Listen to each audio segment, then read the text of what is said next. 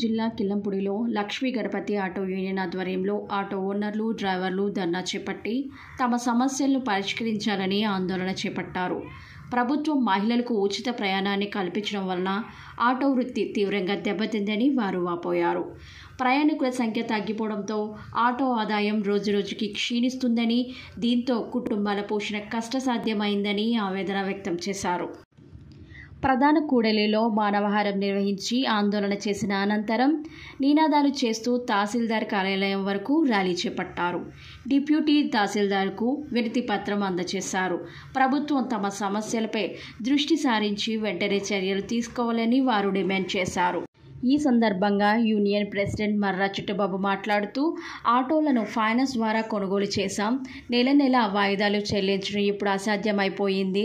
ఆదాయం తగ్గిపోవడంతో కుటుంబాల జీవనం కష్టాల్లో పడింది.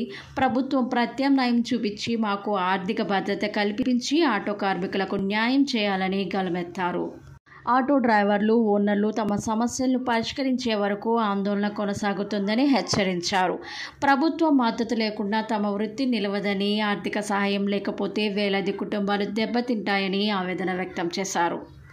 ఈ కార్యక్రమంలో వైస్ ప్రెసిడెంట్ మర్రా శ్రీను, ఆడారి కుమార్, బర్రె సింహాచలం, కొండ దుర్గబాబు, సూర్శెట్టి నాగేశ్వరరావు, కొవ్వుల నాగభూషణం, తాటిపర్తి అప్పన్న తదితరులు పాల్గొన్నారు.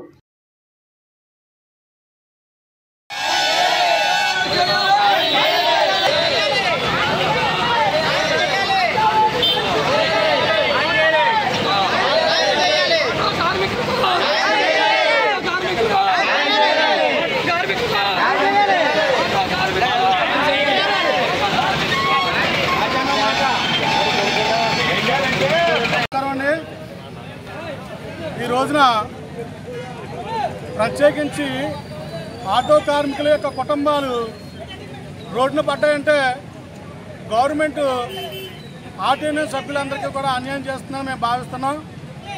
మాకు కుటుంబాలు పోషించుకోవడానికి మరి చదువుకుని కూడా ఈ రోడ్డు మీద ఎక్కి ఆటో నడుపుకుంటూ కుటుంబాలను పోషించుకుంటున్నాం.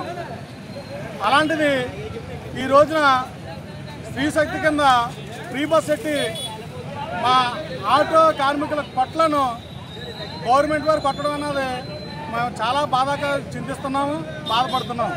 ఎందుకంటే మేము మరి ఆటోల మీద ఫైనాన్సులు తెచ్చుకుని కుటుంబాలు పోషించుకోవడమే కాకుండా మా పిల్లల్ని చదివించుకున్నా కూడా ఈ ఆటోలు ఎంతగానో మాకు ఉపయోగపడేవి.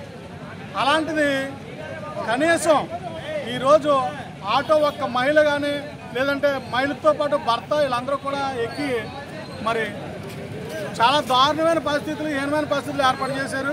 కాబట్టి గవర్నమెంట్ వెంటనే తక్షణమే స్పందించి మాకు న్యాయం చేయాలని, మా ఆటో కార్మికులందరూ కూడా మరి పెన్షన్ రూపంలో కానీ చదువుకున్న వాళ్ళకి ప్రైవేట్ కంపెనీల్లో కానీ ఉద్యోగాలు కానీ కల్పించాలని మరి మేము కోరుతున్నాం, డిమాండ్ చేస్తున్నాం.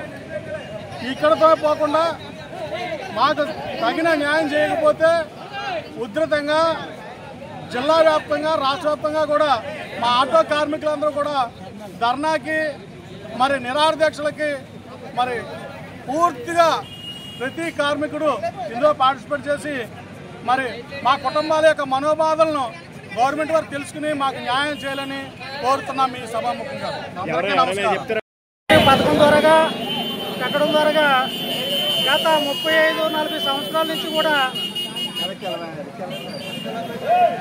ఆటో నమ్ముకుని ఆటో మీద జీవనాధారంగా జీవిస్తున్న మా అందరికీ కూడా చాలా ఇబ్బందికరమైనటువంటి పరిస్థితి ఏర్పడింది. యాక్చువల్గా చదువుకున్నటువంటి మాకందరూ కూడా ఉద్యోగాలు లేకుండా చాలా ఇబ్బందులు పడుతున్న సమయంలో ప్రభుత్వం మాకు ఏ విధమైనటువంటి ఉద్యోగాలు కల్పించకపోయినా మేము స్వయం ఉపాధిని ఎంచుకుని మేము అప్పులు చేసుకుని చాలా ఇబ్బందులు పడుతూ ఆర్థికంగా మేము వాయిదాలు కట్టలేకపోతూ ఉన్నాం. అయినప్పటికీ కూడా ప్రభుత్వం మాకు సాయం చేయాల్సింది పోయి ఇన్ని లక్షల మంది మేము ఈదులు పట్టడానికి కారణమైనటువంటి స్త్రీ శక్తి పథకం అనేటువంటిది ప్రభుత్వం తీసుకొచ్చారు. అయినప్పటికీ కూడా మేము మా నిరసన మేము తెలియజేస్తూ ఉన్నాం. మాకు కావాల్సిన లోటు మీరు ఇచ్చేటువంటి డబ్బులు నెలకు మీరు ₹1,00,000 ఇచ్చినా మాకు అవసరం లేదు, సంవత్సరం ₹1,00,000 ఇచ్చినా మాకు అవసరం లేదు. కానీ మా ఆటో కార్మికులందరూ కూడా మా ఆటోలకు మేము ఫైనాన్స్ అవి కట్టుకోవాలి. ఏ ఆటోలు ఉన్నాయి ఆటో కార్మికులందరూ కూడా మీరు ప్రభుత్వం వారు వెంటనే స్పందించి తక్షణం మాకు ప్రత్యామ్నాయంగా ఏదో ఒకటి ఉపాధి కల్పించాలని మీరు ఆ పథకం ప్రవేశపెట్టేటప్పుడే ఇన్ని లక్షల మంది ఈదులు మాడతారు కాబట్టి మీకు ముందు చూపు ఉండాలి కాబట్టి మా అందరి జీవితాలను కూడా మీరు రోడ్డును పాడేశారు. ఆదుకోవాల్సిన బాధ్యత మీరే. అసలు స్వయం ఉపాధి చేయించాల్సిన బాధ్యత కూడా మీదే కాబట్టి స్వయం ఉపాధితో బతుకున్నటువంటి మమ్మల్ని ఈదులోకి లాగారు. ఈవేళ మేమమ్మా మా బ్రతుకులు ముందుకు సాగించడానికి చాలా ఇబ్బందులు పడుతూ ఉన్నాం. ప్రభుత్వం వారు దయచేసి ఆటో కార్మికుల్ని మీ ప్రత్యర్థులుగా చూడకుండా మమ్మల్ని మాత్రం మేము కూడా మీ ప్రభుత్వంలో ఒక భాగంగాను మీ జనంలో ఒక భాగంగాను మమ్మల్ని గుర్తించి దయచేసి మమ్మల్ని ఆదుకొని ప్రతి ఒక్కరికి కూడా మీరు డబ్బులు పూర్వకంగా మాకు ఏమవుతూ మమ్మల్ని ఆటో వ్యాపారం చేసుకునేలాగా మాకు కల్పించండి. లేదంటే ప్రత్యామ్నాయం ప్రతి ఆటో కార్మికుడికి కూడా ప్రత్యామ్నాయం కల్పించాలని చేసి ఈ ధర్నా కార్యక్రమం సందర్భంగా తెలియజేసుకుంటాం.